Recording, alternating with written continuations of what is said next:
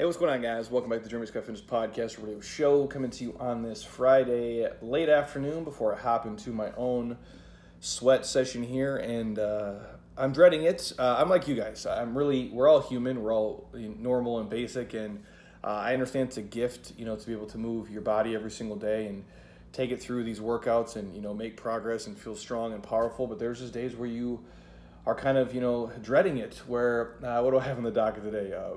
Sled push, split squats, walking lunges, and then there's two other patterns that are written down. I don't have the book in front of me, but that's part of my training program for today. And some days that's awesome, and I want to crush that and push myself, and some days I'm like, man, I'd rather swallow, wet gravel than have to go through that. But hopefully I get motivated by speaking to you guys, and I'm going to gut through it either way. And that, to me, that's the days that matter most, when you don't feel like doing anything and you show up and you put in the work and you bank it for the future. And it's the compound effect, just like compound interest makes you rich, compound fitness essentially does make you fit, and you're just building a base and living to train another day, if you will. So this is my way of getting motivated by hopefully dropping you guys some value and giving you something that you can ride to this Friday night or this weekend or whenever you choose to stumble onto this.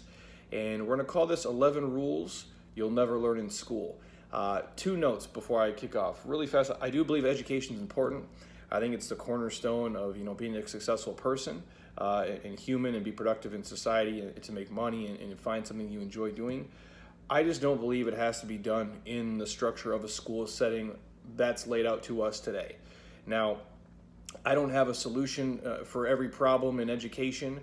But I do think we're doing kids and youth a huge disservice by teaching them a lot of, I don't want to say the wrong stuff, but by teaching them a lot of irrelevant shit that really has no place in the real world and has no value in it whatsoever. And again, I don't have an answer if you're an educator out there listening.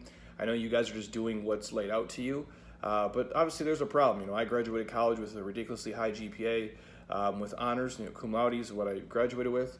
And I walked out the door of school and I had no fucking life skills other than like my dad taught me how to, change a tire and not to get in credit card debt. And, the very basic things I learned from, growing up and taking losses and watching people before me do it, and obviously living on my own. And those are skills. And I'm not saying college and school didn't teach me anything, but and an example I always give is I remember sitting, like in physics class and like, here, learn the, what the gold symbol is on the chart. Like, why the fuck would I need to know what the symbol for gold is on the periodic chart? Like, that is just ridiculous shit. Like, when in your life, if you're doing what I do for a living, or you're like a CPA, or you're, like, I can list 1,000 jobs. Like, you need to know what the symbol for gold is? Like, is that a real, like, we're still teaching that shit? Anyways, this is, I could go on and on about that stuff, and I'll do a different podcast on 9 things I do think should be taught in school, because I've been working on that one for a long time, and I do think it matters.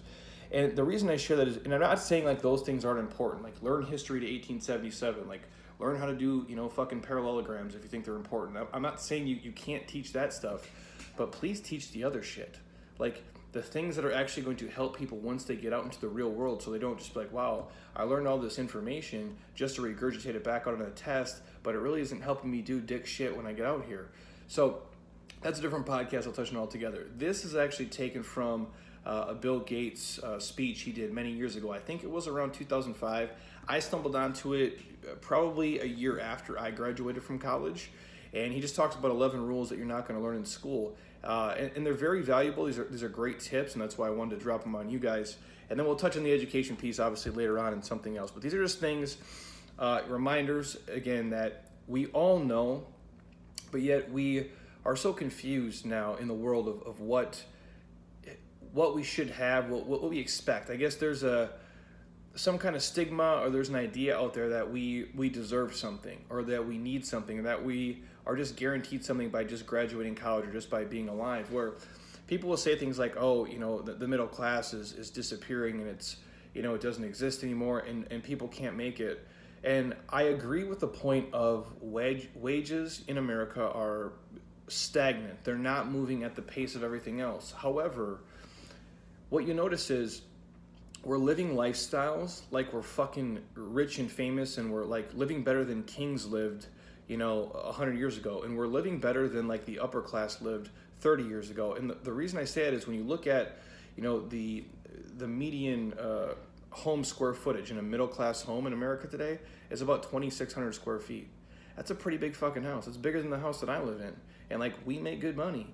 And I'm like, people are like, oh, I have to at least have a 2,500 square foot house. I at least have to have 3 vehicles. Everybody has to have an iPhone. I have to have a $200 a month TV package with, with the NFL package connected to it. Like, we have to have Netflix and Spotify and whatever. And I'm not saying those, you can't have those things, but if you're struggling to afford them and keep those things, you have to really be realistic with what you deserve and what you've worked for and what you've earned and what you do need in your life to be successful. So I think the idea of, well, I went to college and I graduated, I deserve to have all these things, it's a fairy tale and it's a fantasy. And a lot of things in life, they require a ridiculous amount of work, time, effort, energy, and most importantly, fucking patience. And I'm not saying people weren't patient 50 years ago, but I do think for all the amazing gifts the internet has given us and brought us, it has created a sense of, I don't want to say entitlement, but that's kind of it, or thinking that, because my friend has it, I should have it, and because they're doing it, we should do it. And I know that went on 30 years ago.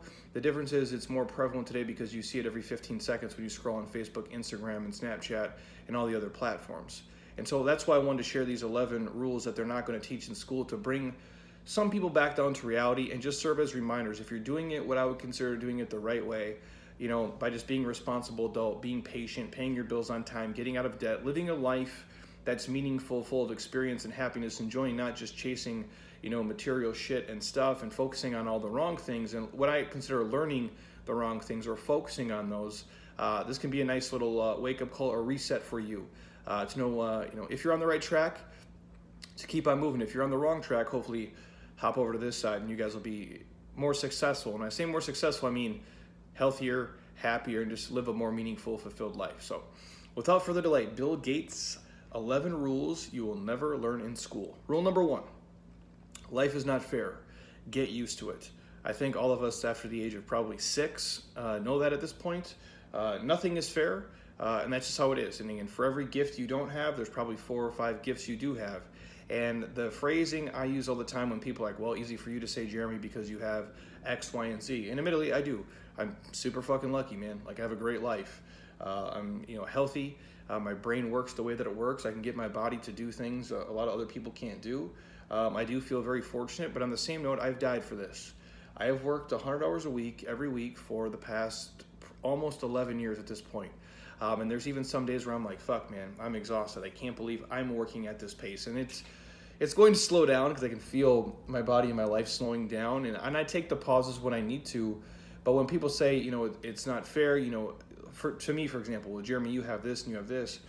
I get that. But when you look at the scope of your life, there's 8 billion people on the planet. You're doing pretty well. When you look at all the shit that could be happening to you, and I always say, if we all threw our problems in a pile, and we could see all the shit every single person was dealing with, not just in America and in our ecosystem, but all across the world, you would sprint back in that pile and grab your own problems pretty quick because you got it pretty fucking good, man, because you're listening to me on a podcast, probably on a $1,500 iPhone. That is a gift that a lot of people will never get. So, admittedly, I know life's not fair. It would be way easier if, my parents, grew up in, Laguna Beach, and we grew up in a $3 million house. It would have made this whole building a business and transition a lot simpler, but that wasn't my life, so I take the cards as I get them. Rule number 2, the world won't care about your self-esteem. The world will expect you to accomplish something before you feel good about yourself. The world won't care about your self-esteem. The world will expect you to accomplish something before you feel good about yourself. And that's true. I say this all the time, and I don't mean to be morbid or to downplay. I love the people here at Jeremy Scott Fitness. I love the people who come in here and I get to see every day. 99.9% of them are awesome. They're positive. They're amazing.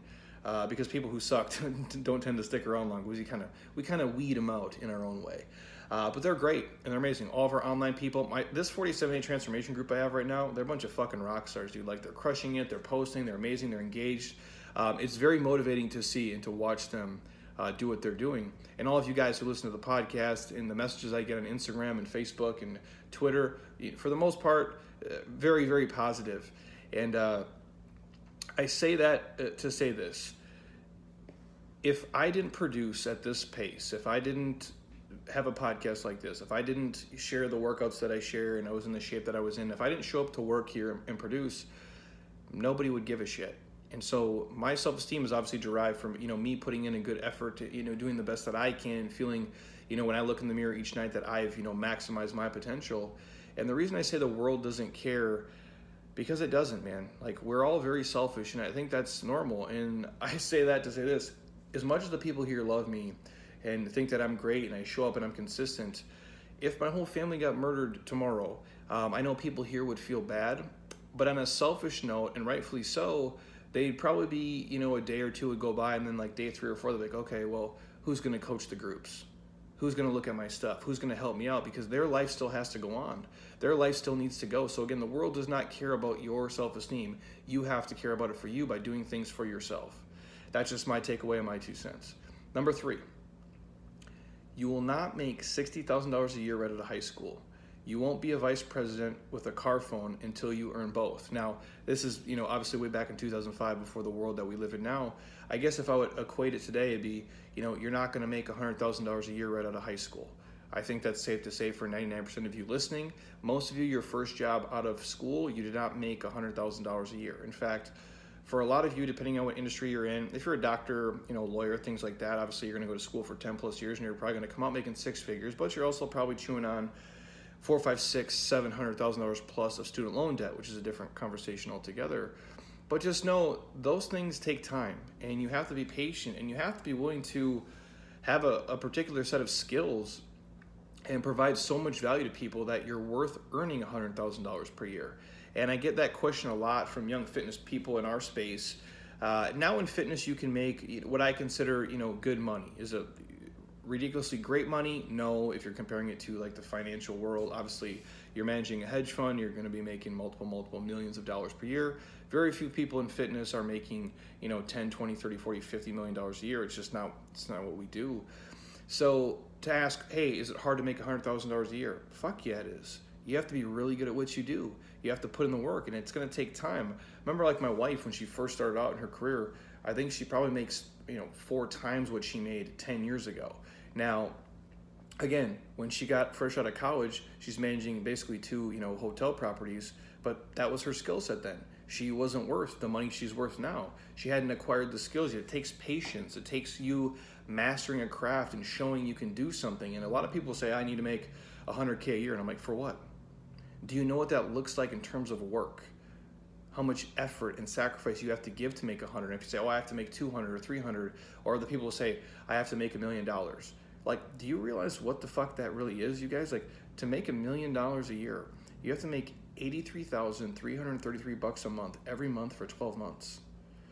That is going to take like a ridiculous amount of stress and workload for almost every single one of you listening. And for what? Like, if the average 1% earner in America is like $445,000, why would you need to make $1 million?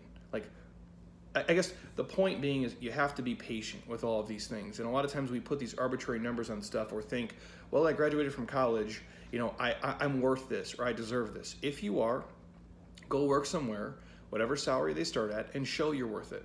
Show you are show you're a linchpin.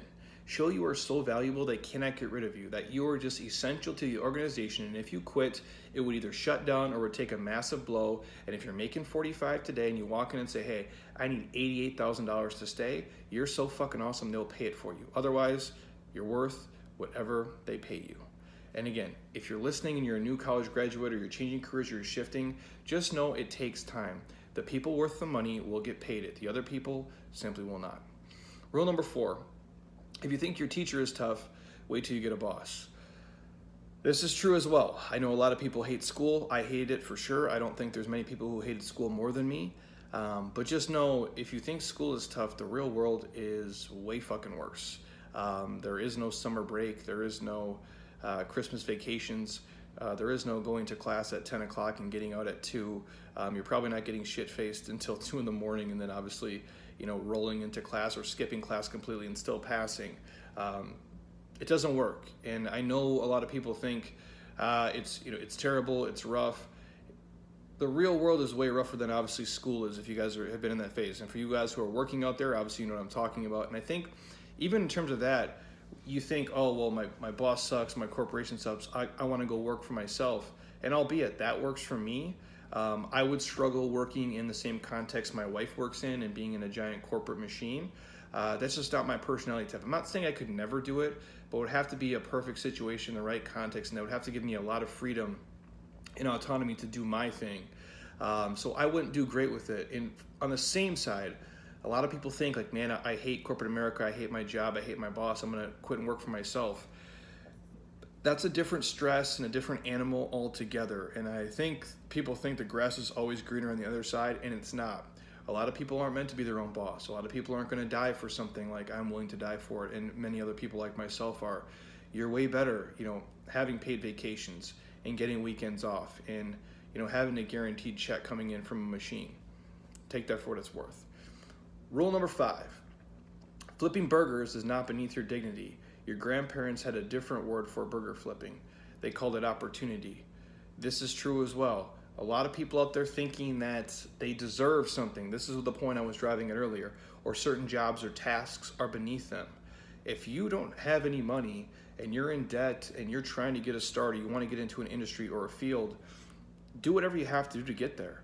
Obviously know your value. Don't be underpaid. But again, if you're looking to do something and you can't, I guess like you want to be a firefighter, and like that's a really tough job to get for most people. In most places, you have to wait till someone either transfers, quits, or dies. Typically, that's how it works. So those guys hold on to those jobs for a long time.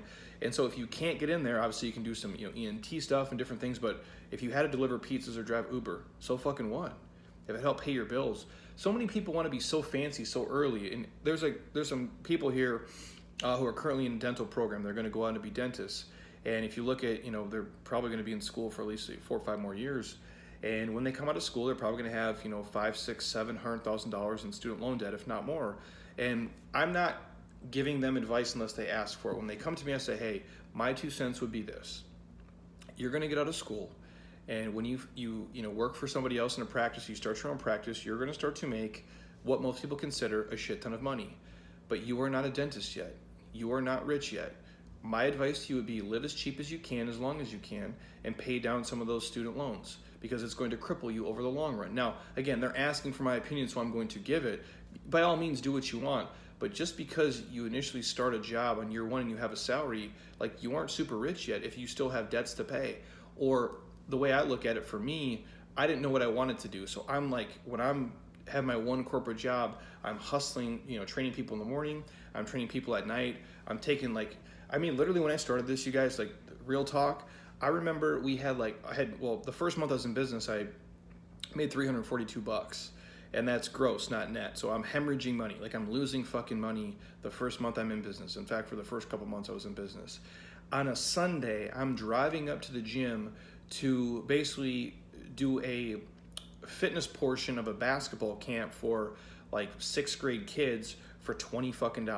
So hear me out here. I'm getting in my car and driving 15 minutes to go hustle and train some of these kids for $20 for about 30 minutes and then driving back. So literally working, an hour plus in the car with all that for $20 because I needed it. I wasn't beneath it. I'm reffing basketball games on the weekends in between fitness. I even went as far to get my substitute teaching cert here in Arizona. So I'm like, hey, if I have free time and I'm really struggling and I have to go sub a couple days because I have no clients and no money and I don't know what the hell I'm doing, I'll go make $80. The point is, that's not beneath me. And if Uber would have existed back then, I sure as shit would have drove Uber. Or if worst came to worst, I'd be like, I'll deliver pizzas for Domino's. I don't give a fuck, man. I have bills to pay. I have things to do. I'm trying to make a dream become a reality. And so I don't look at any of that stuff as beneath me. And if I had to do it today, I would for surely do it. Again, I've shared this before. My wife and I are on a journey to pay off our house.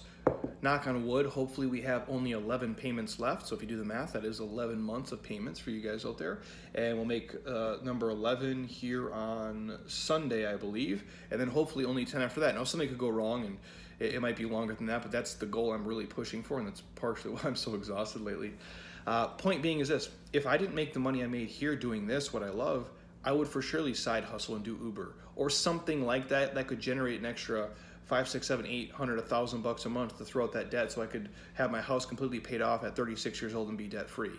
So the point is that these things aren't beneath any of us. They're called opportunities. And for a lot of people, it might be just doing some free work or some cheap work for people in an industry you want to be part of, and kind of, I guess, earning your spot. And then if you do, here's the thing: if someone came to me and say, Jeremy, I want to come into your space, and I'm fucking amazing at video editing, I'm amazing at SEO stuff or podcast stuff or ads, or I'm amazing at fitness, or I want to learn the ropes of fitness and help your people and provide value for them and work with youth groups or whatever. If you came in here and wanted to hustle for no money and you were super fucking awesome, guess where you'd probably work soon?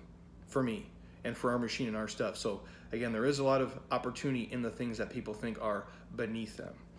Number 6, if you mess up, it's not your parents' fault. So don't whine about your mistakes. Learn from them. You guys know this to be true. A lot of people want to place blame on, their parents and the world and the economy. Or I actually had a lady one time message me and tell me that the reason that she had gained weight was because we had a new president in the office. I mean, this is real shit that I hear. It's not the president's fault if your life isn't great. It's not the economy's fault. It's not because if a recession happens. It's not because of your mom or your dad or whatever ecosystem. It's your fault. You can't control all the shit that happens to you, but you can control how you react to it, and you can put yourself in a position to be successful. And most of my mistakes in life, and not all, but most of the mistakes in life that have happened to me, or the things that have been wrong, or the things that didn't go my way, ultimately I was responsible for it. If you want to be real with yourself, which is a hard thing to do for a lot of people, when you look in the mirror and say, the reason that your life sucks shit, Jeremy, is because you're fucking up and you're making mistakes and you're not doing the things, and you didn't do the things, previously to put yourself in the position to be successful today, and you didn't safeguard yourself or invest in yourself or whatever the reasoning was. 99% of the time, I was at fault. And when you can take extreme accountability for yourself, shit gets really good really quick. Number 7, before you were born, your parents weren't as boring as they are now. They got that way from paying bills, cleaning your clothes, listening to you talk about how cool you thought you are. So before you save the rainforest from the parasites of your parents' generation, try delousing the closet in your own room. I'll leave that for what it's worth. I think, if I look back and how I take that is, when we're kids, we're kind of shitheads. We don't treat our parents as nice as we should for certain spurts for whatever reason. Like, we don't think they're cool or they're awesome. And I remember my sister would ask to be dropped off further away from school because we never had nice cars, and my dad drove pieces of shit. For what it's worth, my dad is, for all the faults he has, financially, I don't want to say he's a genius because that's not the right word, but he was very responsible and frugal. And for all the dumb shit he did spend money on, and he was the first person to tell me, hey, I don't buy this because I spend enough money on cigarettes and booze, and he would waste money on that. He never bought a new vehicle. He always drove just pieces of shit that just got him around from point A to point B and didn't care what people thought. And I could choose to take, hey, I should drink booze and smoke cigarettes as the lesson, but I never did. I go, well, my dad doesn't give a shit what he drives, and he's getting from point A to point B, and he doesn't put things on credit cards and go in debt. So I'm the point I'm trying to say is, we don't treat our parents right, and there's a lot of awesome things they're teaching us and showing us. And at the end of the day, whether your parents are perfect or not, which no parent is, they're doing the best they can, for the most part. We're alive because our mom and dads didn't let us fucking die, you guys. They gave us water, they fed us food, they put clothes on our back, and they sent us out into the world, and they gave a shit about us, and they probably did the best they could. So, point being is just appreciate your mom and dad, and if you haven't told them thank you in a while, thank you, Janet, thank you, Perry, appreciate you guys. I would not be here today without you, and I know you guys did the best you could, so I appreciate you for who you are. Number 8, your school may have done away with winners and losers, but life has not. In some schools, they have abolished failing grades, and they give you as many times as you want to get the answer right. That doesn't bear the slightest resemblance to anything in the real world. This might be one of the most important things of all, just for the fact of, it's true. There are winners and losers in the world. In fact, you're going to lose a lot in life, and the fact that they don't do this in school, or some schools do away with voting for class presidents, and a lot of these sports leagues don't believe in keeping score and having winners and losers, is probably the biggest fucking disservice you can do to a kid in their life. In fact, I don't know why you would play sports if you didn't keep score. I really don't understand. Like, even like when we're like, we joke here at Jeremy Scott Fitness, there's a kid, Adam Mims, who always say like, I won Jeremy Scott Fitness today. And I'm like, what does that mean? You won Jeremy Scott Fitness? Like, I won the workout. Even though there's like nothing we're tracking, he's like, I won the workout. And we joke here, him and Jeremy Williams is another guy. They're both Ironmen here. And we joke like, well, I didn't know we're competing. And I'm like, we're always fucking competing. We're always trying. If nothing else, we're competing with ourselves. But like when you play sports and you're in school, yeah, you are competing against other people. In those arenas, you are. Now, outside of life, like I wouldn't compare your life to somebody else's because it's not measurable. It's, apples to oranges. But in school, they do compare you. Like it's called a class rank. It's part of the game. Whether you agree with it or not, it's important. And the same thing for business. Like they keep track and they keep score at work. Who meets their sales goals and who doesn't. And if you don't, you're fucking gone. Like if you're a salesperson, you don't meet your goals consistently, you will be fired. And if you're teaching a kid at 8, 9, 10 to not worry about that stuff, how are you preparing them for the future? You simply aren't. Like what we do here, like we keep score here at Jeremy Scott Fitness in our business. Like it's called a P&L sheet. And if the L's are more than the P's, we won't be around for very long. And we can't help anybody. As nice as we are and as great as we are, and we can sing all that kumbaya shit, but the real world doesn't give a fuck. Like I have to pay like the APS bill here. I have to pay the Cox bill here. I have to pay my team members here. So yeah, keeping score does matter. And I think the earlier on in life you can understand that, like we talked about, life is not fair, but you can take some losses. Those are the things that are going to shape you and change you and mold you. And you can be a poor loser and a sore loser, and that's fine. But you still have to keep score and know who's winning and who's losing. All the greatest things in life, as hard as it is to admit and say, came from me fucking up, failing, and losing. It just did. And I think a lot of the things that drive me today in this life is because I lost so much at everything else. My gift is I sucked at everything, you guys. And that's why I do feel like I can empathize with almost everybody, because everything in my life has been really hard for me. Like, it's been really hard for me to achieve everything. You meet people who just like naturally are like fit or naturally smart or naturally just good at sports. Like I'm athletic enough to do things, but there's just guys I remember I'd play with and they're just like, their footwork is just naturally good. Or they naturally just had certain things. And I always felt like I had to try like really fucking hard for all of it. And that comes from losing.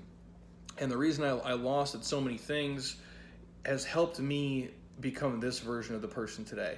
And I learned from it, okay, it's not, you accept defeat. When you're 10 years old and you're getting your ass beat, you're like, wow, some people are just better. And I have a choice. Either A, accept it, they're just better than me, or I can work my fucking ass off as hard as humanly possible to put myself in the same arena as them.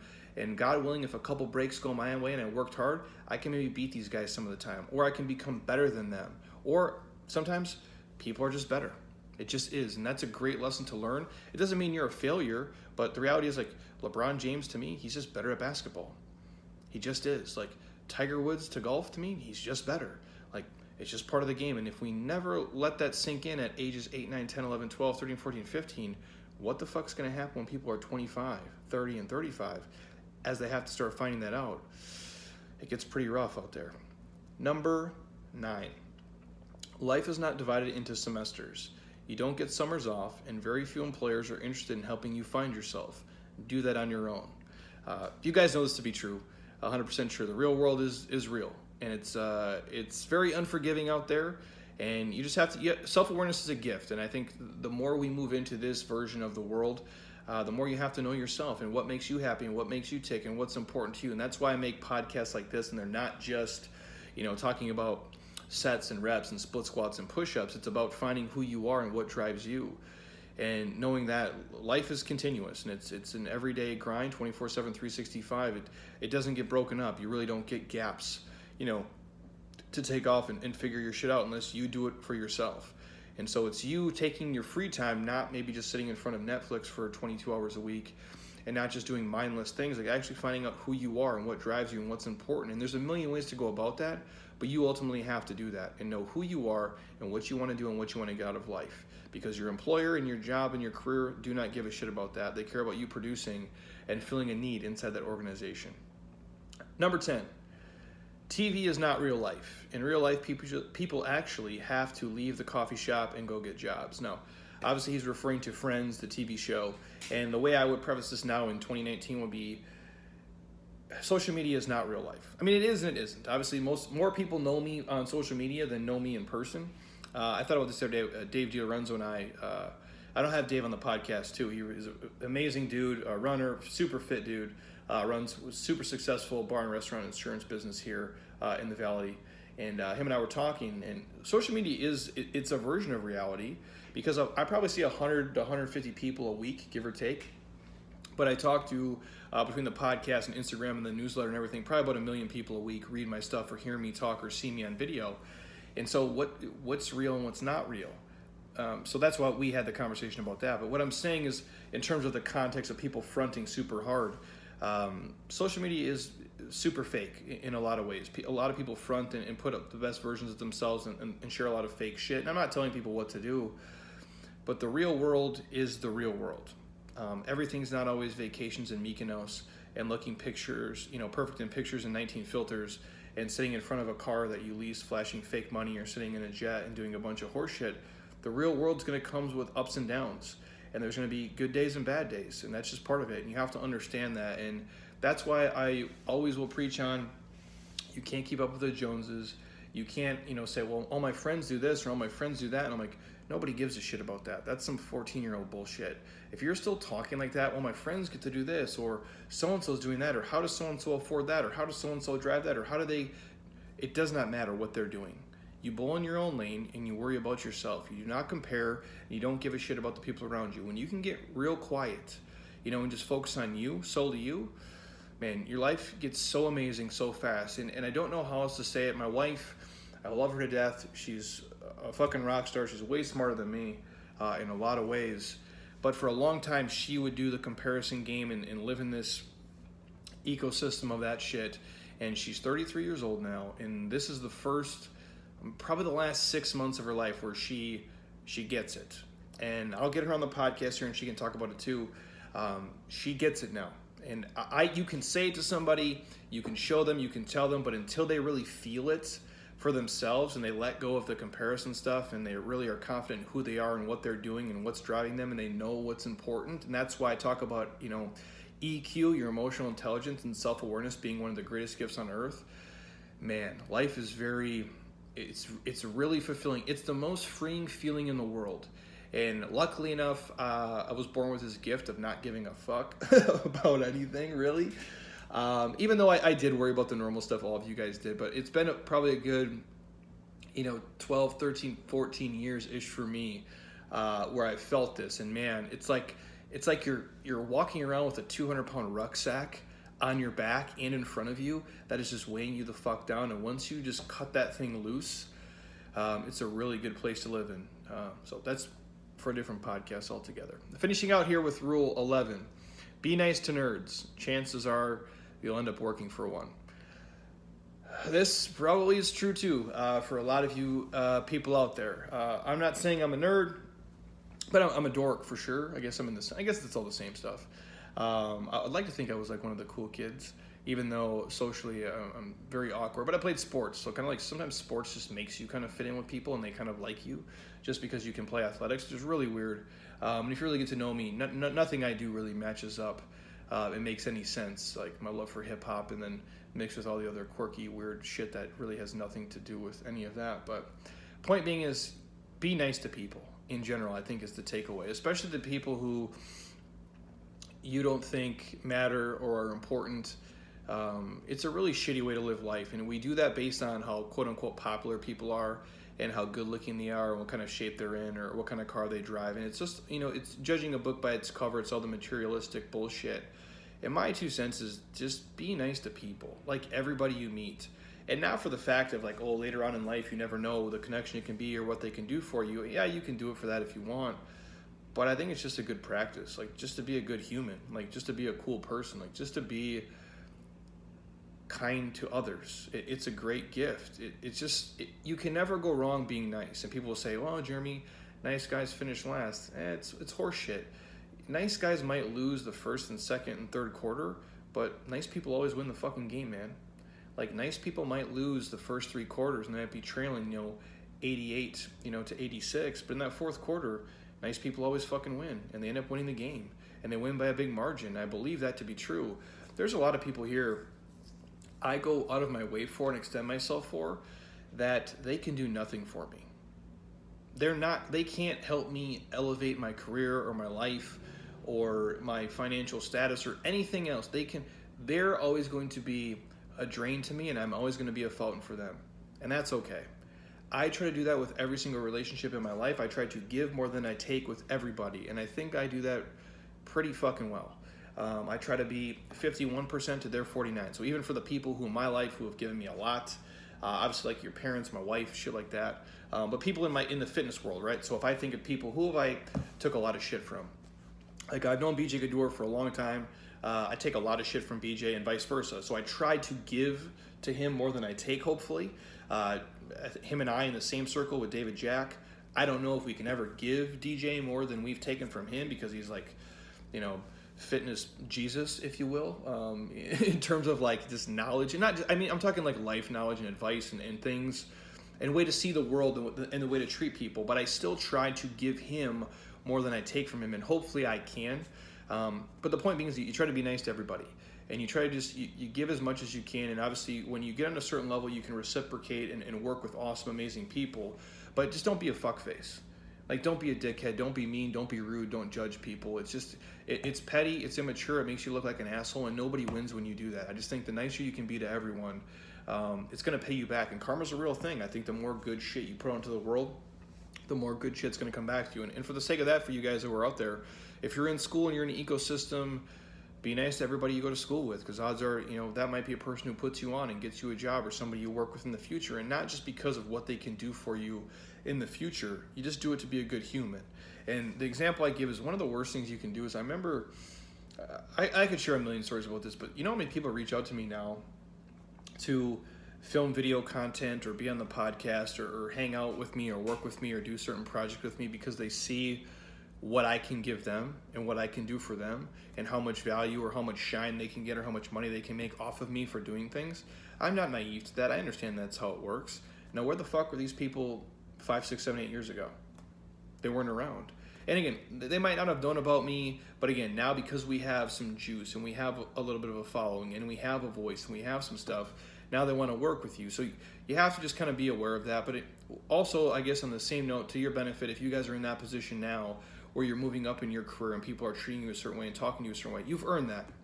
You've earned the right to people to want to work with you. You've earned the right for people to want to collaborate with you and do projects with you and give you shine like you give them shine. So the takeaway, just be an awesome human and be nice to people, and I think you're going to win, not just in business, but in life. And I think that's what it's about. So hopefully you guys enjoyed these Bill Gates 11 rules you'll never learn in school. I know I got off track like I typically tend to do on a handful of things, because I am passionate about this just as much as about fitness and finance and everything else, because I do think these are important things for life. And I will do a podcast on, kind of like the 7 things I think they should teach in school, and I'll go into way more detail on that and why I think that from my own, failings of being a young adult and fucking up and learning stuff. And I still do a lot of stupid shit. I'm really lucky now to be surrounded by so many amazing people who have fucked up even bigger than me, and they're willing to give me advice or offer tips so I don't make the same mistakes they did. And the last thing I'll share here is, if you're out there and you want to learn something,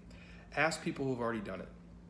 Ask people who are already in the field or the industry and have failed and succeeded multiple times over, or go hang out with somebody who's 20, 30, 40, 50 years older than you who's done something. Like, what I'm saying? Like, if you want to be rich, like, talk to old rich people. Makes a lot of sense. Like, ask them how the fuck they did it, and ask 20 of them how they did it. Odds are there's a lot of commonalities there. If you want to be super fit, go message 10 fit people. See what they did. And not real fit, like real fit people, coaches, not people like plastic surgery and steroids and all that horse shit, like real people. And ask them what they did. Odds are there's some basic commonalities there. I think if you want to do that, it'll level up your life almost instantly. It'll kind of success hack you guys doing everything you want to do. So hopefully you guys enjoyed that quick 11 rules here. If you are on iTunes by chance and you have an iPhone, an iPad, or a MacBook, stop. Don't be a lazy ass. Drop me a 5-star. Leave a comment. Anything whatsoever. Be as honest as you like. I love reading your guys' feedback.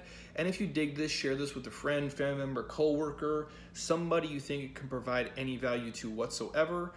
because it is important. It does selfishly help us grow the podcast, and the cascade effect you guys have by sharing positive information only makes the world a more badass, amazing place to live. So what else? We've got some stuff coming on the pipe. I think we'll have Candace Hutzpah on the podcast next Friday, and maybe I can get my wife, if I can drag her on the podcast here, maybe tomorrow or even Sunday. We'll see. But a bunch of other stuff coming down the queue. But if you want to hear something specific, shoot me a message. I will gladly get to it if I can speak on it. And just a reminder, these are all on the Jeremy Scott Fitness YouTube page for all you guys who've been listening. You can find about 90% of the podcast on the Jeremy Scott Fitness YouTube page in the podcast tab. Also, for you guys asking on my mobility stuff, you see me on Instagram posting, mandatory mobility. And you're like, Jeremy, what do you do for your mobility flow? What mobility drills do you use? We have a specific playlist on the Jeremy Scott Fitness YouTube page titled Mobility and Foam Rolling.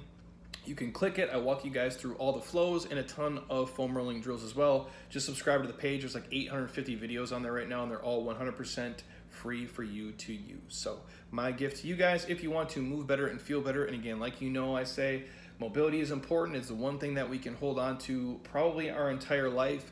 So make sure you're doing it today, because it is not magically going to get better if you don't do it yourself. So until next time, eat well, train hard, be nice to people, and please keep doing shit you love with people you enjoy, because your life is too short not to. I'll talk to you guys soon. Peace.